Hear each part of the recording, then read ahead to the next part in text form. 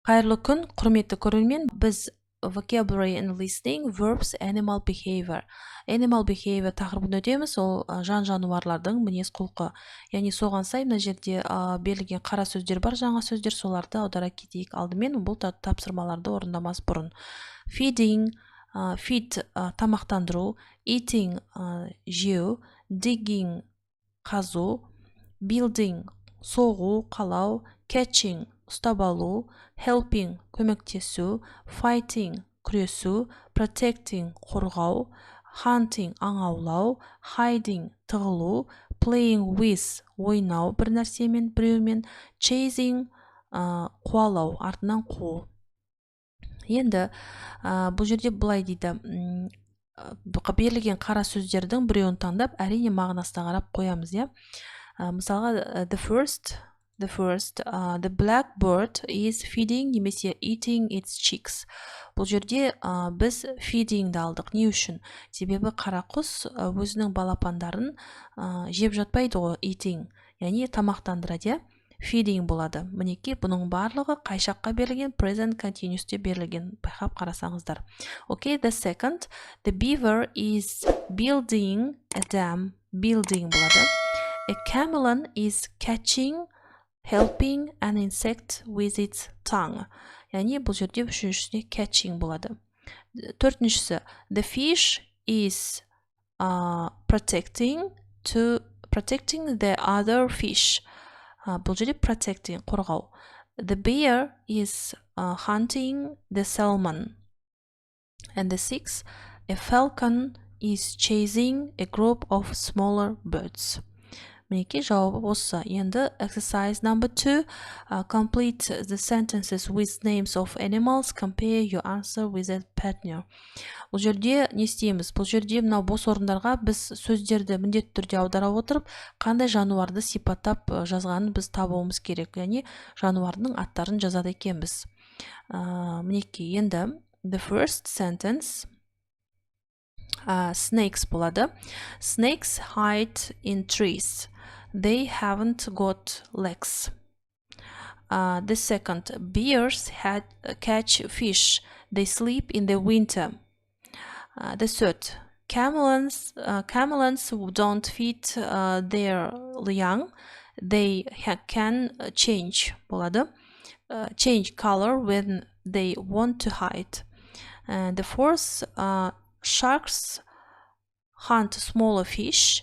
They sometimes attack humans. Бесіншісі, whales protect their babies from sharks.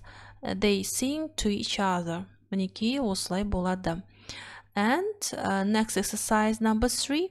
Үшінші тапсырмада не істейміз? Бұл жерде тыңдалым беріледі. Тыңдалымды міндетті түрде мұқият тыңдап, одан кейін мынау сұрақтарға жауап беруіміз керек. Listen to an interview with Mike. Майкпен алынған интервьюді тыңдайды екенбіз бұл жерде. Which of the photos does Mike speak about? Бұл жерде Майк өзінің интервьюсінде қай мынау 6 фото берілген қайсын айтады дейді. Қайсын айтып кетеді дейді. Жауабы will be Mike speaks about photos number 1, number 3, number 4, and number 6. Мінекей, жауабы осы болады. Next exercise number 4. Try to complete the text, then listen again and check your answers. Жаңағы тыңдалымды тыңдап, бұл жерде біз айтып кетеді, бос орындағы сөздерді айтып кетеді барлығын, бірақ біз мұқият тыңдап соны жазып кетуіміз керек. Қандай сөздерді жасырған екен бұл жерде? Мінекей, blackbirds feed their chicks every day for 2 болады біріншісі. Weeks. In the second photo, the chameleon is catching a fly. Fly болады екіншісі. The chameleon sometimes catch insects from a distance of 25 centimeters. 25 болады.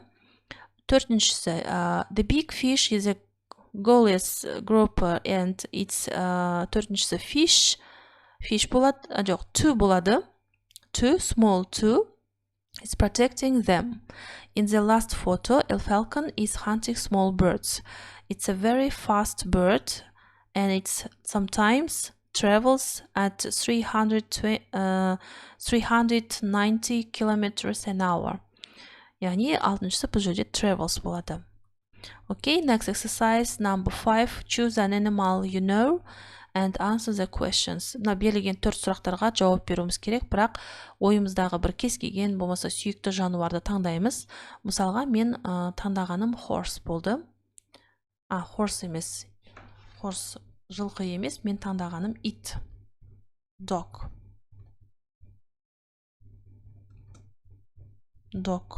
Ой, қазір бір минут. Dog. Мінеки. Мен itті таңдадым. Бұл жерде бірінші сұрақ. How big is the animals? Animals, мына жерде көмекші сөздер бар. Жақшаның ішіндегі animals, quite, not very big, quite, not very small, teeny деген сияқты. Соны мен таңдағанда былай құрадым. My dog is not very big. Менің итім онша үлкен емес. Бірінші сұрақтың жауабы. Екінші, where does it live? Ол қайда тұрады? In trees, the sea, rivers, your house, or halls and other, немесе other деген ол мүмкін басқа жерде деген сияқты. Оны өздеріңіз жазып кетесіздер. Яғни мен таңдағаным ит болғаннан кейін. It lives in my house. Ол менің үйімде тұрады. Okay, next. What does it eat? Ол не жейді? Meat, other animals, grass, fruit, other. Не жейді? Яғни бұл жерде мен жазғаным my dog eats meat. Яғни менің итім ет жейді деп қойдым. Соңғы сұрақ. How does it move? Swim, walk, run, or fly. Ол қалай қимылдайды? Яғни жүреді, жүзеді, немесе тағы басқа деген сияқты, ұшады деген сияқты. Менікі it walks, sometimes it runs. Ол жүреді. Енді иттер жүреді ғой. Немесе олар не алады? Жүгіреді дедім.